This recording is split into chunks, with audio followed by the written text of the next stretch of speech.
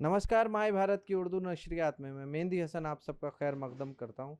जैसा कि आप सब जानते हैं कि हिंदुस्तान और पूरे लखनऊ में बड़ी तादाद में वक्फ संपत्तियां मौजूद हैं, जिनकी रक्षा करने के लिए एक वक्फ बोर्ड भी बनाया गया है। लेकिन पिछले जो चेयरमैन थे वसीम रिजवी, वो भ्रष्टाचार की एक बड़ी मूर्ति बनकर उभरे थे और उनके ज़माने में जितनी बड़ी तादाद में वक्फ संपत्तियों पर कब्जा किया गया, उनकी कोई तादाद में गिनती नहीं है। हालांकि अब वक्फ बोर्ड में बदलाव हो चुका है। नए चेयरमैन अली जैदी ने जीरो टॉलरेंस पर काम करना शुरू कर दिया है। बड़ी संख्या में ऐसे मुतवल्लियों को हटाया जा रहा है जिन्होंने भ्रष्टाचार किया और वक्फ संपत्तियों को या तो बेचा है या फिर उन पर नाजायज कब्जा कराया है। हमारे साथ मौजूद है इस वक्त वक्फ बचाओ आंदोलन के प्रणेता शमील शमसी। उनसे बात करते हैं और जानते हैं कि आने वाले वक्त में वक्फ बचाओ आंदोलन किस तरीके से यहाँ के लखनऊ के और पूरे हिंदुस्तान के वक्फ को बचाने के लिए आगे उनकी क्या रणनीति रहने वाली है।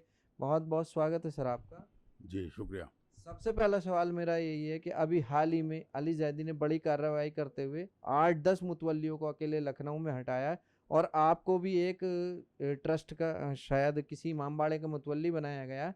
तो मैं जानना चाहता हूँ कि इस बड़ी कार्रवाई के पीछे वजह क्या है। देखिए, ऐसा है कि पिछले कई सालों से जिस प्रकार से सुनियोजित लूट वक्फ में तमाम जगहों पे चल रही थी, उसके ऊपर कभी भी किसी तरह की कोई जो है वो रोकथाम नहीं हो पा रही थी। हम लोग बड़े आंदोलन में लगे रहे, हम लोगों ने बहुत वो किया, लेकिन सरकारें इसलिए कभी संजीदा हुई नहीं। चाहे वो आज़म खां चेयरमैन को संरक्षण देते हों या कोई दूसरा वो संरक्षण देता हो, मुसलसल ऐसा होता था कि सरकारें आड़े आती थीं और वक्फ की जो संपत्तियां थीं उसका ज़बरदस्त किस्म से लूट होती थी।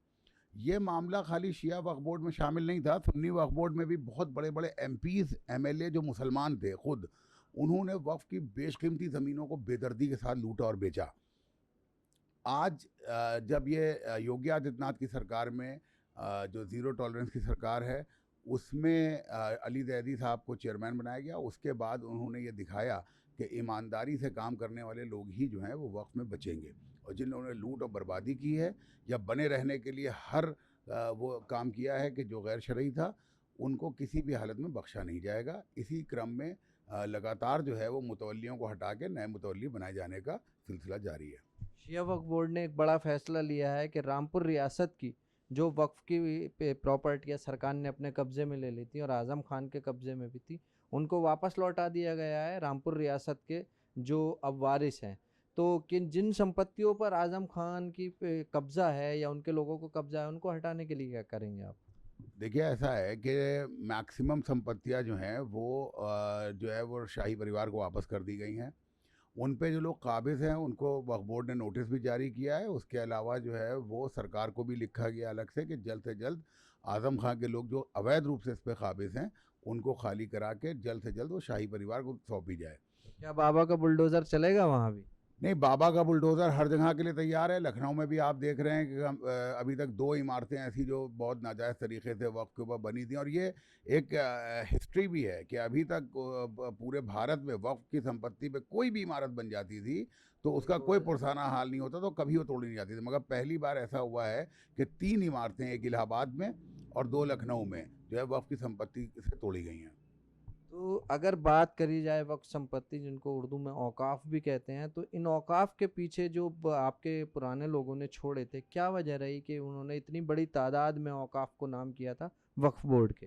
देखिए, उस वक़्त पे जो लोग थे वो जो उनकी संपत्तियाँ होती थी, जैसे बहुत से लोग लावलद होते थे या बहुत से लोग ऐसे होते थे, वो धार्मिक संपत्तियों को वक्फ किया करते थे। ज़मीनों को ऐसा कर देते थे कि ये ज़मीन जो है फ़लानी मस्जिद की इमदाद के लिए है, ये ज़मीन पुराने इमाम बाड़े की इमदाद के लिए है। उन लोगों ने बहुत बेहतरीन जो है वो तरीक़ाकार अपनाया था धार्मिक उसका। एक शेर है इसके ऊपर कि वो लोग वक्फ करके बड़ा कार कर गए, वो लोग वक्फ करके बड़ा कार कर गए, इंसान उमा ये सांड हरे खेत चर गए। ये सागर ख़यामी साहब का बहुत मशहूर शेर है कि ये जो आज के जो जो मुतवल्ली बने, इन लोगों ने वो तमाम चीज़ों को बेदर्दी से, करोड़ों रुपए की ज़मीनें हज़ारों रुपए में बेची गई, मतलब कौड़ियों के भाव, तो बेदर्दी के आपके साथ। हिसाब से पुराने लोगों को ने जो ये संपत्तियां छोड़ी थी, इसकी एक बड़ी वजह थी अपने कौम और मुसलमानों की मदद करना। जो गरीब लोग हैं, जो अपनी परवरिश नहीं कर सकते, उन लोगों की मदद धार्मिक संपत्तियों के तौर पर की जाए। तो क्या आपको लगता है कि ये मकसद कहीं पूरा हो रहा है या हट चुका है आज वक्फ बोर्ड भी और दूसरे लोग भी इस मकसद से? देखिए, ये जो धार्मिक संपत्तियां हैं, ये किसी धर्म विशेष या वर्ग विशेष की ही जो है वो भलाई के लिए नहीं होती हैं। आप अगर देखेंगे तो हज़ारों ऐसी वक्फ की दुकानें हैं कि जिसके ऊपर हिंदुओं की दुकानें हैं और वो किराएदार हैं। उसी तरह से हज़ारों मंदिर हैं कि जहाँ के ऊपर मुसलमानों की दुकानें हैं। तो ये हिंदुस्तान जिस तरह का गुलदस्ता पेश करता है दुनिया में कहीं वो मिसालें नहीं मिलती हैं। लेकिन इन तमाम चीज़ों से मुसलमानों की और दीगर लोगों की के हालात बदले जा सकते थे। आज कॉलेजेस की हमारे पास कमी है, वो कॉलेजेस के निर्माण हो सकते थे। आज अस्पतालों की कमी है, अस्पतालों के निर्माण हो सकते थे। तमाम ऐसी चीज़ें इन पे हो सकती थी, मगर उनको कौड़ियों के भाव बेच-बेच के इन लोगों ने ये सब हरकतें की हैं। हालाँकि अब जो वक़्त है वो हलक में हाथ डाल के इन संपत्तियों को वापस निकालने का, और इंशाल्लाह निकालेंगे। एक आखिरी सवाल है कि सबसे बड़ा वक्फ जो यहाँ पर लखनऊ में माना जाता है वो या तो आपका ट्रस्ट है, हुसैनाबाद ट्रस्ट। उसके अंडर इतनी संपत्तियाँ आती हैं कि अगर उसी की संपत्ति को अगर सही तरीके से यूज़ कर लिया जाए तो लखनऊ के अंदर तो कोई गरीब गरीब नहीं रहेगा।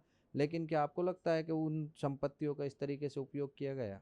देखिए, ऐसा है कि जहाँ पर जो है वो सुनियोजित लूटें हुई, उसमें हुसैनाबाद ट्रस्ट को भी आप अलग नहीं कर सकते।